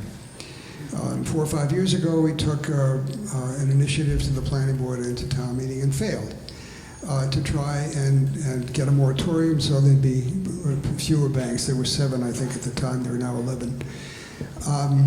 We took an initiative to the planning board last spring, I guess. Richard and Charles, you'd probably be better with the time than I, but. And Howard is the author of this thing. Howard Levin is with us. He's a member of the Senate Committee and an attorney. And the idea was to acknowledge the fact that a lot of the square footage currently being occupied in banking is an office use, which is a prohibited use in center storefronts. Banking has changed. As the internet has changed retailing, it's also changed banking. And the idea that we floated, and it's an idea that's still afloat, to the best of my knowledge, is to alter the zoning to make banks not a permitted use by right, which is what they are now in the central business district storefronts, but to limit them to a small linear footage on the street, which would be ample for their ATM and any potential retail service that they would require. But to have their office uses on second stories, which is where all other offices have to be now. And that's an idea that we're continuing to pursue. We are gathering information from landlords and from the banks, and looking to try and get a feel for what the impact might be of making that change happen. The reality is that the 11 or 12 banks that we have now will remain. These uses are grandfathered. So no matter what we do after the moratorium ends, assuming we even extended the moratorium, all the existing bank spaces would continue to be occupied by banks. There are some changes that are happening, as I understand it, in the banking industry that may make some of the demand decline over time, but those changes might be 5 or 10 years off. In the meantime, the reason the banks are here is not, it's sort of like the old Jesse James story. Why do you rob the banks? That's where the money is. Why do the banks come to Lexington? It's because where the money is. We have very high average household income and net worth, and a number of the bankers have told me they feel Lexington is still underserved. So I think it's not unlikely, in the absence of our doing something after this moratorium expires, that we would have more bank demand. And as vacancies occur, it's very seductive for landlords to want them. They're stable. They don't have some of the issues of build-out and inventory and time frames and so on that some of the retail businesses do. So my wish would be that all of you would make yourselves interested in what the options are for addressing office uses on ground floors. Let the planning board know what your thoughts are, and let us know on the center committee what your thoughts are. I think that was a great question. Let me just say, it's 10 minutes to 9. We can either take more questions and continue in this vein and close it at 9, or what we were going to do is use the newsprint panel up there and have a brainstorming session on any idea, wild or inconceivable, and we'll write them all down, just because we have a lot of brain power in this room, and maybe we could get at something that we want to continue. But because this gentleman here really wants to ask a question, we're going to go to him next. Hi, Ron Pounder, 20-year resident. Is there a reason why the banks have to be in town? You mentioned a couple of other commercial districts, commercial areas like Four Corners or whatever. Why can't the real estate and the banking coalesce in a particular area? They'll still be in town, they'll still have access to the money. Well, it's interesting you should make that observation. TD Bank literally just opened a fairly large facility on Lowell Street. And my understanding is that they are selling their building they're in the Lexington Center, but they probably won't give up their space there. I mean, one of the things that happens with a storefront is that it gives you a billboard. And banking is a very competitive business, and the banks want that exposure. They want that foot traffic that we work so hard to create in the center to see their brand. And so, I mean, I think that's just something we have to acknowledge. And just the mechanics of this too, it may be obvious to a lot of people here, but I think this is when we talk about our land use, you go to the book and you look up what's a permitted use in the center.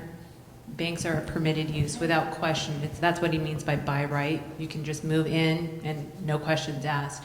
They have lower parking requirements, the lowest of all the uses. So it's, again, for the property owner, it's going to be easier to just set in a bank versus a cafe, which would have a higher parking requirement and maybe a little harder on your building. And then the other thing with that is, this is what I said, as time changes, as consumer tastes change, as communities evolve, it's important to look at your policy, that book, and make the changes. But then when you make the changes, it goes to planning board, they give it the methodical, test, they try to get at something, and they're going to bring it then to town meeting. Town meeting's the only one can then make those changes, and then you need 2/3 vote, so it's about 230 people. Oh, I should know that. And then you need 2/3 of them to say, yes, we want that change. So that's what makes it, in some of the New England towns, from my experience, really difficult to get everyone on board, see the same vision of how you need to tweak those policies to get to a different spot. It's easier to be reactive or not make any changes. And then what we see since the 60s, we had about 3 banks.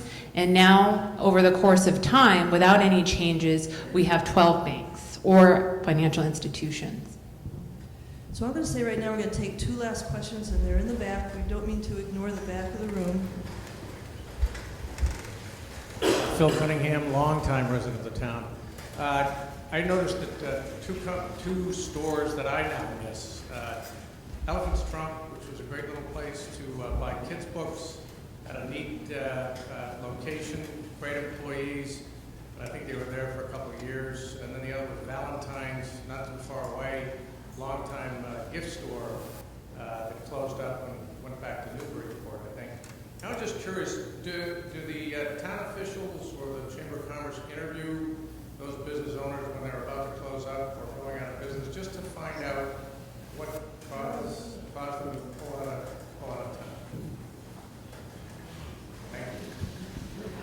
town?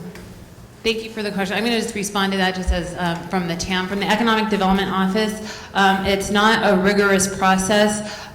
Typically, I give a call and I just kind of check in. So I did check in with Elephant Trunk. I checked in with Valentine's. And different people do have different stories for making those changes, but it's not something we've formalized. There's a final question back here. Hi, my name is Shoshan. I actually grew up in Lexington. I just moved back from Brighton. And I just want to say thank you for organizing this forum. I think it's really great, really eye-opening. And I just wanted to touch upon a point that was made earlier, or a couple of points that were made earlier about just getting the youth involved. And I think it's good to keep in mind that beyond the youth as like employees or consumers, that I think teenagers and the young people are really like long-term investments like for the town. I remember when I was growing up, there were something like 4 bookstores in town, and unfortunately now there are none. But beyond, being able to buy Christmas presents or like spend money there, they were just really great places to hang out. And I actually got married this last November, and I had my reception lunch at Dabbing. My bouquet flowers came from Wilson Farm. I got a shawl at Petra like the night before my wedding, and and it felt like it meant a lot to be able to support local businesses and to be able to, connect back like to this town, and to be able to like bring that into, this new phase of my life. So I just want to say like it's that's kind of the investment that the town makes as it thinks about like diversifying businesses, is that we grow up, we remember those connections, and we come back, and we want to come back, and we want to choose Lexington, over like other towns that we could shop in, over like Boston, where I was living until recently, and we want to come back because we remember those connections and those memories here. So thanks. I just think we all really enjoyed that comment, because this town means a lot to all of us. So I'd like to end the evening. Oh, Dick. You caught my roll. Well, and my remark will be very brief. I'm Dick Fields, and I do not want my family to monopolize this. But Pam is a viable member of the Chamber of Commerce, and you guys and those of you who are in this building who are members of the Chamber of Commerce, and those of you who are on the board deserve a huge amount of wonders that you guys have done to resurrect the Chamber and make it a viable entity. Thank you. Thank you. Thank you. And no, he's not a plant, but he's a dear friend. So I'd like to end this evening by a brainstorming session where no comment is too outrageous to write down on our list. I'd like to introduce Melina Richards, who's the director of the Chamber of Commerce and has helped us through this time period. She's going to write down all the comments you have to say. And, the comment that I'd like to start with is paint Mass Ave green. Okay, that's the kind of thing that I'm looking for here tonight. Something wild. Yes, ma'am. Able to buy a piece of fruit in the center. Got it. Melina's got it. Good. More. Structured parking. Structured parking. Got it? Yes. Free parking. Free parking. Yes, ma'am. Continue the bank moratorium and add real estate businesses to that. Moratorium bank continued and lump real estate businesses in with the bank. Sir. Economic development plan. Oh, a plan for our center. That's actually a master plan that we can measure our success against, right? Yes, ma'am. Dog park. A dog park. I love that. That's a new one. Anybody want to participate? Get wild, Stacy. Outside ice skating rink to replace the farmer's market when it leaves. Did you hear that, Melina? Outside skating rink in the farmer's market location. Centralized bicycle parking. Are we talking lockers, or are we talking outside? Or Outside. outside, centralized bicycle parking. Get them off their bikes and shopping in our center. A salad bar restaurant. Say that again? A salad bar. A salad bar.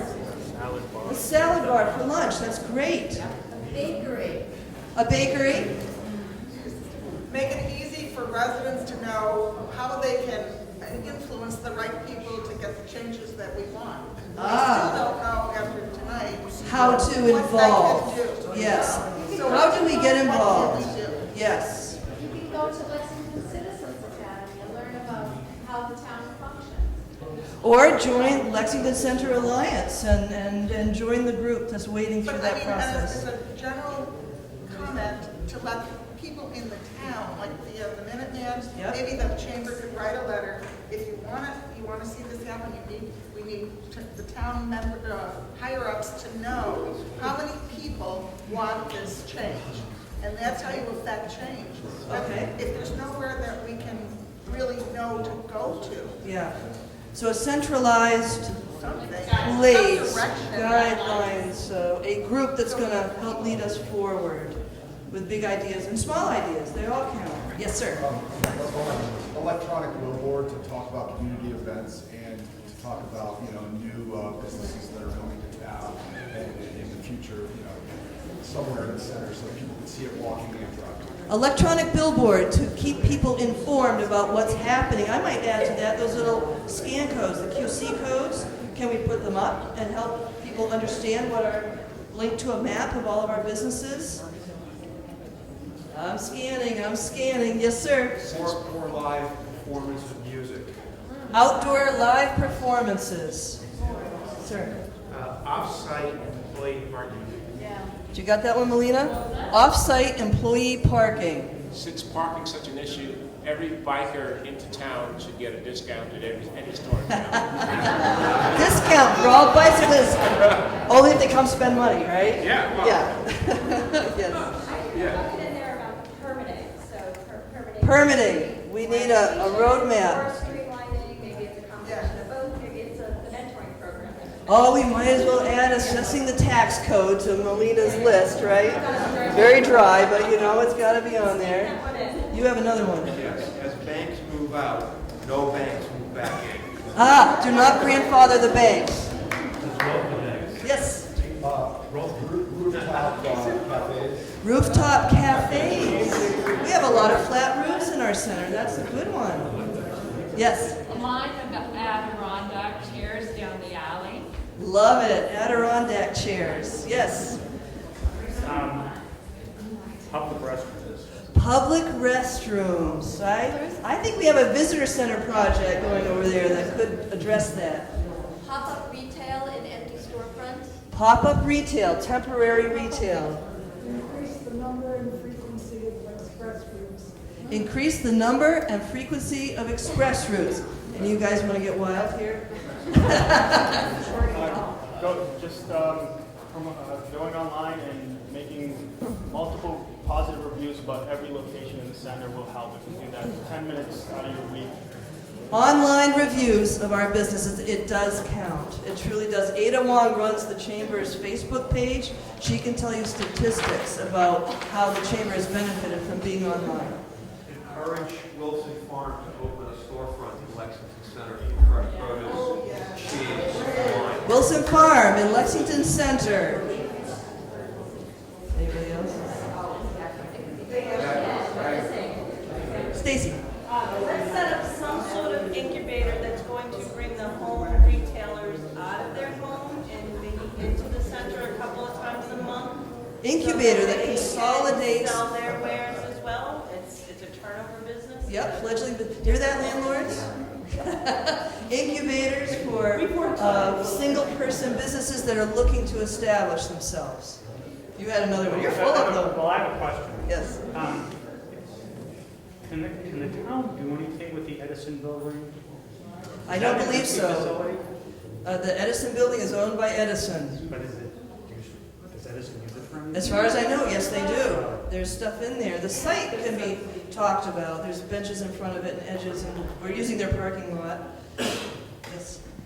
Move the police station out of the center so that more retail can move in. You got that, Melina? I think we also want to encourage our center to feel like it flows down towards the east end of town, near Lex and the town center. We want to make sure that there's enough reason for people to walk that far. Victoria. Encourage universal design for accessibility. Universal design, our entire center, universally accessible. Agreed. Do some more of these antique fairs that we have in the parking lot. You ever do Antique that? fairs? Yeah, you know, we have the guys come and sell antiques in the parking lot here. In this parking lot? Who does that? But we do it once a year, we should do it. Okay, because the chamber does their arts and crafts festival over on the lawn. You know, the antiques are good though. The antiques, okay.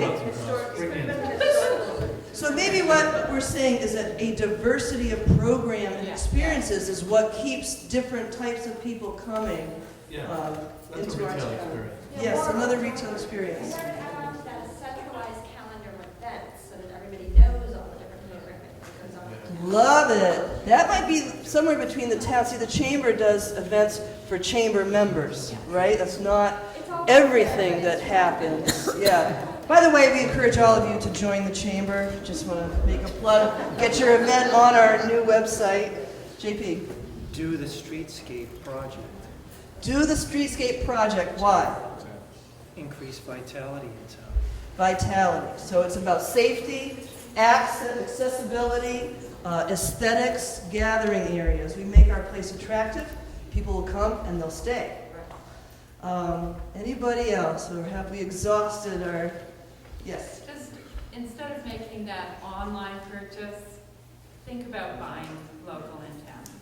I think that's a great comment to end our evening program on, because all of us can contribute to the vitality of our center by shopping here. And by the way, I'd like to add, throughout the entire community, when you buy local, you shop local. Remember, the Lexington goes beyond the center.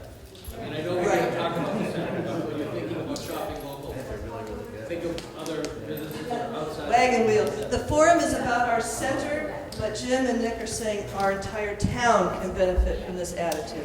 Molina.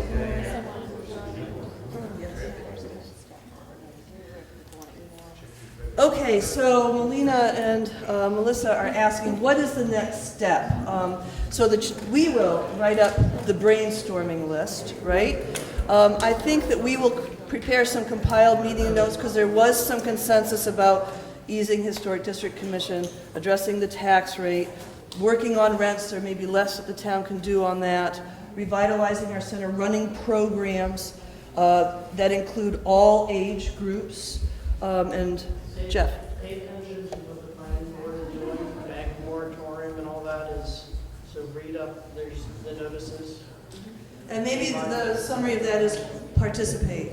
Please, come out, join a group, go to these meetings, make your voice heard. It's we who contribute to the vitality of our center. So I'm just going to say thank you very much for coming and participating.